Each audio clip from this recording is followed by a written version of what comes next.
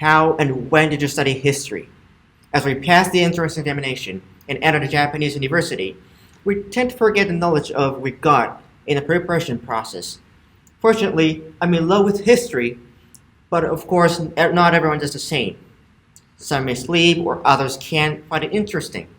And it turned out that Japanese history education has been positioned as a tool to pass the entrance examination, and nothing more than that. However, is it really the way it's supposed to be? Therefore, we came up with a question. What's the meaning of learning history? And this was the start of our project. It turned out that these four elements are the meaning of studying history. But unfortunately, these are not taught at school.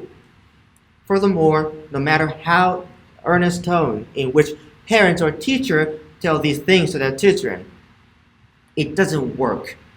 The reason is simple. They're not interesting to their children. In other words, before teaching the significance of history, children tend to get stuck at the entrance of the history. In such circumstances, the parents can convey their strong hope toward their children like, oh, I want my kids to have a good education, or my kids to realize the knowledge of the history. Solving this problem, it is a challenge for parents who are educating their kids, but not for children who are being educated. We did some research related to history education, as I'm showing you here. In an interview with children, many of them said, I'm interested in history, but it's boring because there are so many things to memorize. According to the interview, there was a discrepancy between parents' enthusiasm and children's motivation toward the history. Then, how do they going to try to resolve this problem? Cram school or textbooks? No. Then history manga? No. None of these are things that kids can fully enjoy. There are too many intentions that adults want them to study history. It is successful when it's only in the case that the kids love history as it is. So those approaches can't fundamentally solve this problem. We want our kids to find and study history enjoyable and proactive. Therefore, we are here today to reinvent history education. First off, let's talk about just startup item as a solution. That is the history card game. Considering the age range of our targets, we focused on three key points: ease of use, uninterested learning, and simplicity of rules. Firstly, we focused on ease of use. What you need are only your products and codes. Now, let me quickly explain the rules. First, each player has 5 codes and 5 playing cards of a design. Players create hand by determining the superiority of their cards beating their opponents and increasing the number of playing cards they have. One of the features of this game is the backs of the cards. Unlike conventional card games, it has each characteristic in the back as a tip to promote their study. This is the point of uninterested learning. We simplify the rules by mixing up cards. Furthermore, by using illustrations that will be fun for children, we differentiate the product from existing toys related to history. We firstly make a game focused on modern eras, however we plan to create cards for various eras once the first edition is to be made.